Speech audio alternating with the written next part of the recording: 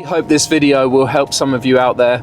When I was looking for winter tyres for this van, I was really unsure what to get. Part of me really wanted to get the BF Goodrich tyres because they look cool, but thankfully the adult part of my brain won the battle, and I actually went for these Michelin cross climate tyres.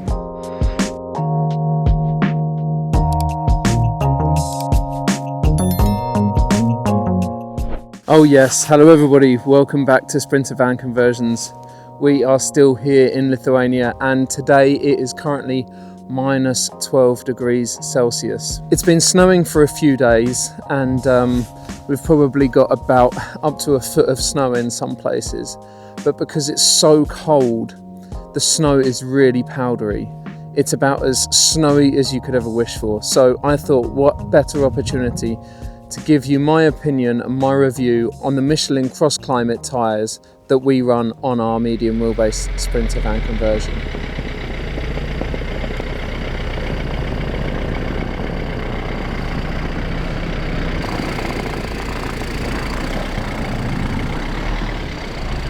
Now a few years ago we lived in Sweden, we lived in Gothenburg for a whole year, throughout the winter. It was great fun, but something that we had to do was to get winter specific dedicated tyres for our van. It was a legal requirement over there, same as it is here in quite a few different countries within Europe.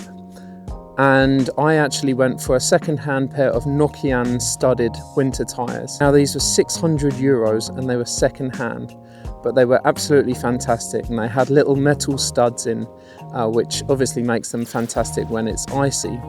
But unfortunately, metal studded tyres aren't now legal in Lithuania, and those tyres are long gone anyway. So when I was coming to get the tyres for this van, I was really conscious that one, they couldn't be studded, two, they must be winter rated tyres, but three, we're only here for a few weeks in the winter time.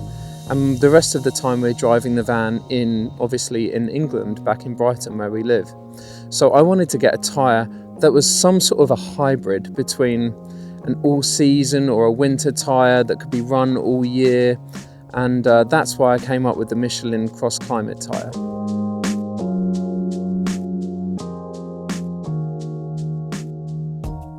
Now, I know that a lot of winter tyres are not necessarily suitable for the English roads 99% of the time because it just doesn't get cold enough.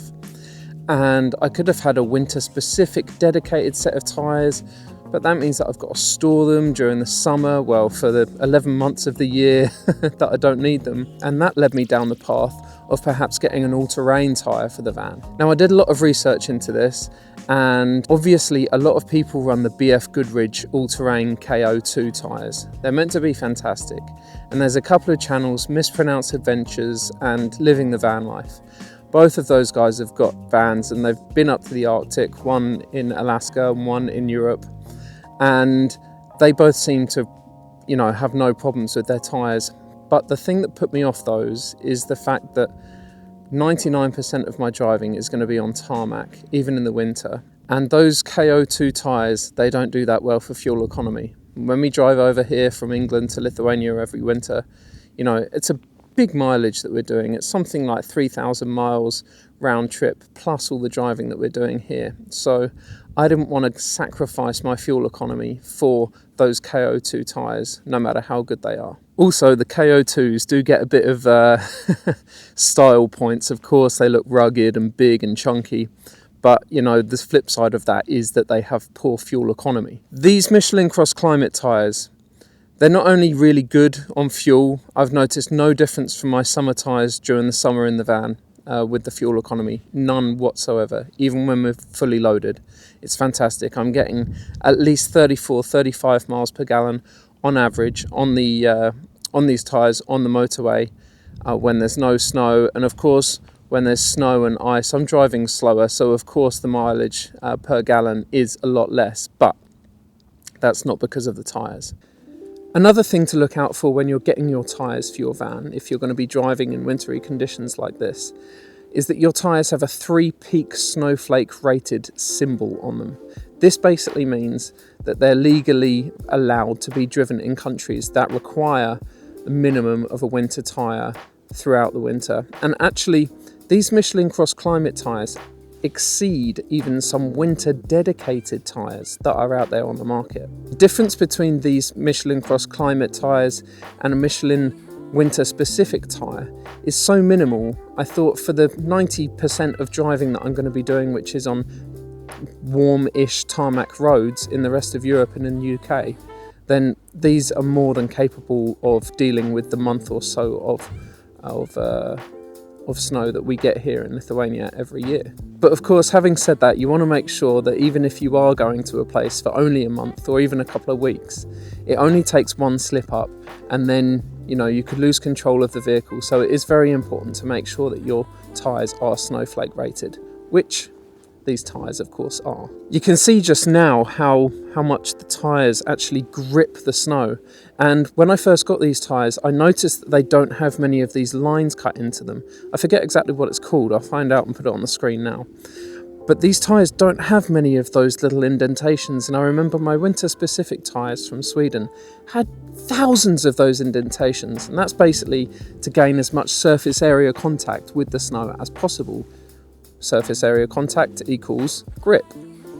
These Michelin Cross Climate tyres on first glance don't have many of those little cuts in them or little grooves in the tyre, so I was a bit sceptical about how well they would perform, particularly since we'd had such good quality winter dedicated studded tyres beforehand. However, I'm absolutely astounded to say that these tyres have completely blown me away. If my memory serves me correctly, and how it felt to drive a van on the old Nokian tyres, it feels almost identical on these tyres, and that's no exaggeration. Of course, this video is not sponsored or anything. This is just giving you guys some info, and hopefully it will help you when you're going on your winter van life adventures.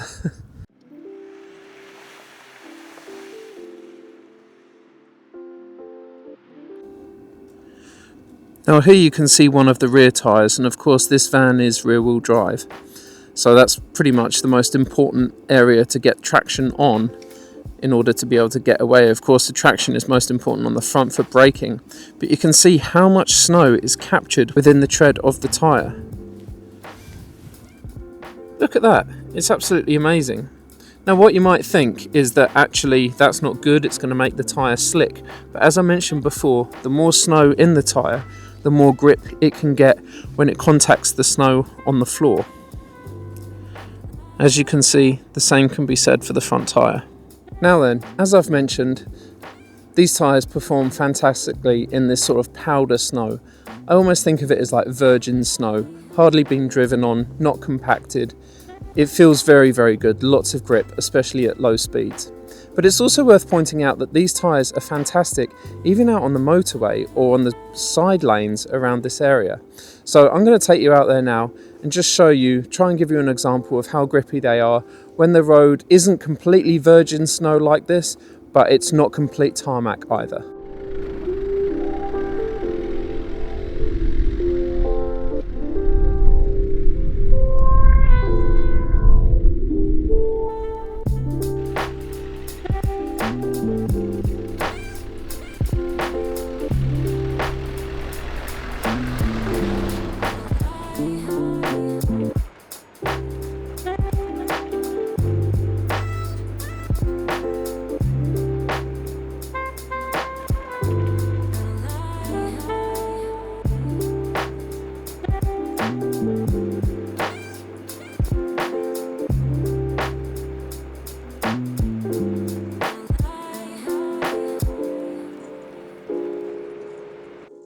Okie dokie, back in the van, trying to thaw out my fingers in the van.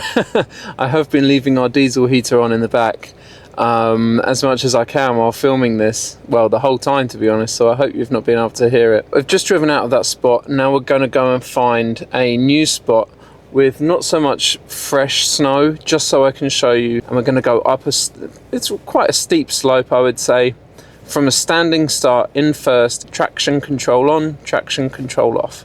So let's get going. Okie dokie, traction control on, first gear, away we go.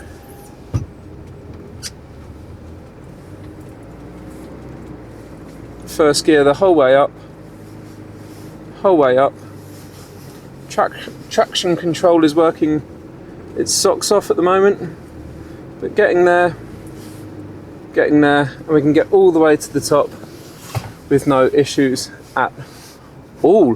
Right, now I'm going to go back down, do it again with the traction control off. Okay, here we go. Traction control turned off. Let's try again, first gear.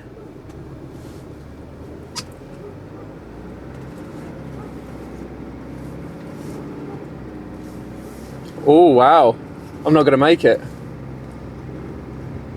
Maybe I will, maybe it will bite somewhere. Both wheels are spinning, or just one probably. Okay, we're making it up. We're making it up slowly. Here we go. Here we go. Here we go. Here we go. Here we go. Wow, what a difference traction control made. Goodness. I'm going to go down and I'm going to brake sharply as well, and you'll be able to see it, because thankfully I've got a beautiful camera assistant recording this part of the video. Okay, up to 15 miles per hour. Slam on the brakes. There we go. Oh, frozen fingers. Thank you so much for your help with that, love. That was really good. I hope you guys saw the difference there with the traction control on and off. Either way, the van made it up, which was great. I mean, it's super slippery here, condensed snow, bits of tarmac here and there, but no problems at all. It should also be worth noting that I started sort of halfway up the hill. It might not look it in the video, but I was already at a gradient. So yeah, really good to see that the tyres bite into the snow. So obviously another factor of driving at winter are on these main roads, which are usually cleared, you know, with a plough or at least gritted. And this is a very typical state of a road here in Lithuania or in most of Europe during the winter, even if it is minus sort of 11, minus 12 degrees.